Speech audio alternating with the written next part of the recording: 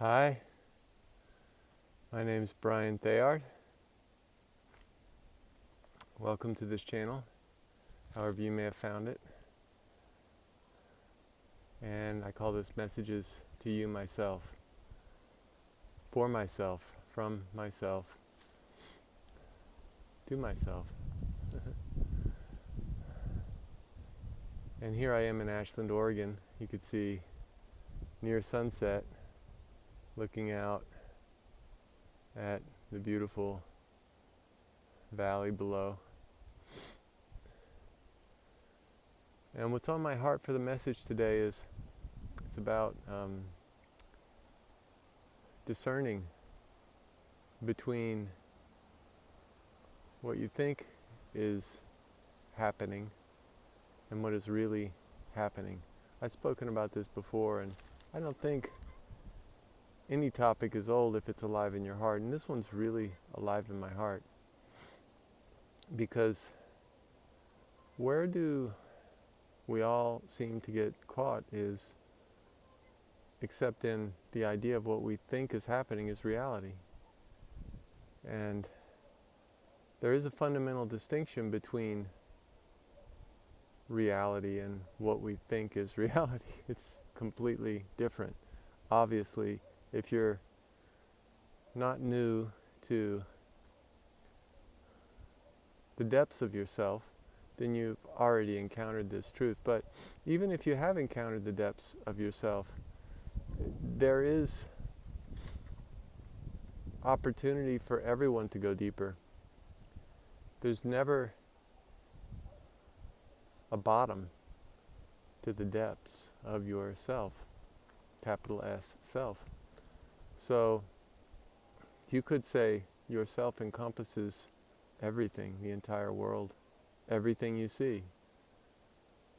And yet, the world you see, as you think you see it, is not reality. So this seems to be a contradiction until there is humility and a willingness to stop making things up. Not just some of the time, but all the time. To stop making things up, to stop concocting interpretations, to stop seeing what isn't there.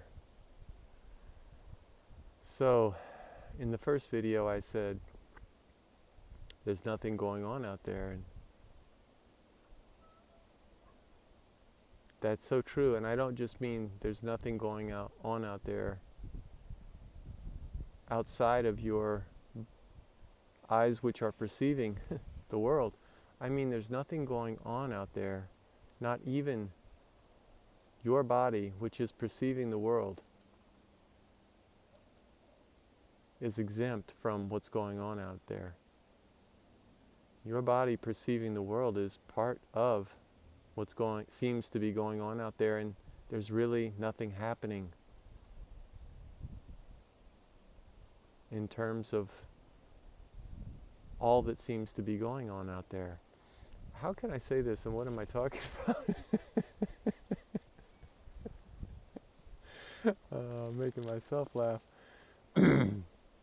What I would like to bring to light is, before everything is seen to be yourself, everything needs to fall apart, and everything needs to fade away. There is a death experience, which is, as I've mentioned previously, a beautiful initiation. It's not the end, it's the beginning of truly seeing clearly. And I'd say it's an invitation to live what you've experienced after everything falls apart and dissolves into nothing, while you're still alive in this perceptual classroom, for lack of better words. So when perception falls apart, and when perception dissolves, and when things disappear, or when you disappear, that can be really radical, to the extent of even the world completely disappearing. and the world can also reappear, and relationships can reappear, and you can continue to relate, and you have the opportunity in that moment to learn to live, or maybe not learn. I think learn is an opportunity to seize the day. Let me just say, carpe diem, seize the day, to be what you know is true. When everything dissolved and fell away, when it reappears. And if you continue to relate to certain characters in your life, which you obviously will have the opportunity to do so, those patterns that seem to trigger you once will reappear for you to see completely through, if you haven't already. Or if you didn't even know certain patterns existed, they will be flushed into consciousness so you can see through them. And the way to do that, you could say, is to really step back. Just really step back, or you could say stand down. And I mean that gently. I don't mean that like an army sergeant. But just stand down, step back. And when you stand down and step back, and just have the willingness to say to yourself, or open to the truth that there's nothing going on outside. There's nothing going on outside me. There's nothing going on out there. There's nothing going on out there. Just to open into that in a way that is fresh for you. Even if it doesn't seem to make sense to you right now, or if it does make sense to you, just to open to it making sense even more deeply. There's nothing going on out there. There's nothing going on outside me.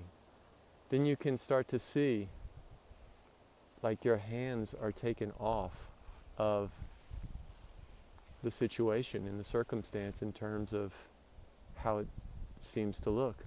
If someone speaks to you in a way that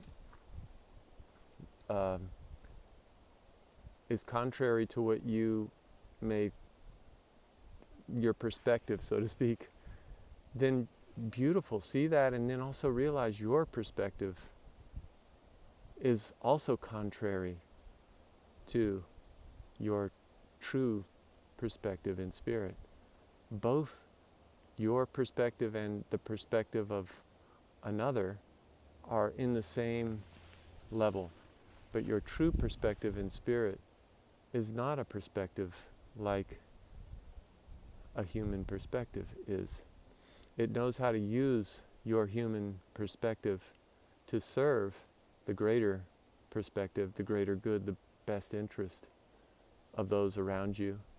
And it knows how to give you relief, great relief. When you start to see your perspective is just as wrong as anyone else's, and you have no rights.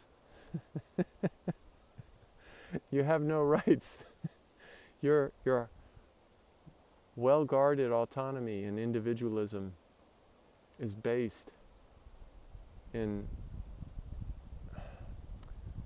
a kind of righteousness that you ultimately begin to see through. And how precious and beautiful is it to see through your well-guarded autonomy and individualism and the righteousness that you defend. This is so radical. It's not just kind of like, oh yeah, you know. It's not real. It's like, it's radical because there's a deep sense of relief that comes in stepping back like this, like into the infinite, into the infinite. And it's also a blessing for the characters on the screen, so to speak. So your body is a character on the screen, just like everybody's a character on the screen. And I can hear some hikers coming by. So just have to put up with that. So bless, bless the brothers coming by. But your body is a character on the screen, just like any body is a character on the screen. And the beautiful thing about that is once you begin to step back, all the characters, all the bodies that you can perceive or are aware of are blessed in that stepping back in such a way that is so helpful. It's so sweet. It's so true, because when you take your hands off, you're giving them permission to be right and you to look wrong. And you are wrong, and they are wrong. Everyone's wrong. But who is right, what is right, has a chance to express and set the captives free, so to speak. The characters are set free in that. And your character no longer is limited to the imprisonment of its point of view. It's not limited to that any longer, and neither is anyone else's character. And you have nothing to fight with. There's no argument. It's over. and this is beautiful. I want to, it can feel intense at first, but hang in there if it feels intense, because just beyond that layer of intensity is the let go, is the release. And if you experience this even just a little bit, a tiny bit, it will touch you so deeply, you'll give your attention to it more deeply, and it will carry you. It will carry you through whatever you're going through. So step back, beloveds. Stand down. See the characters in the dream for what they are. Your character, the other people in your life, and let them all be so deeply blessed by your true presence. That's all you're here for. That's all that matters.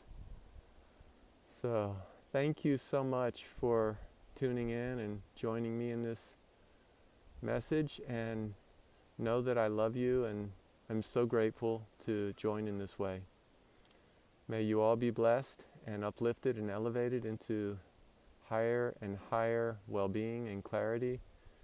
And until next time, bye-bye.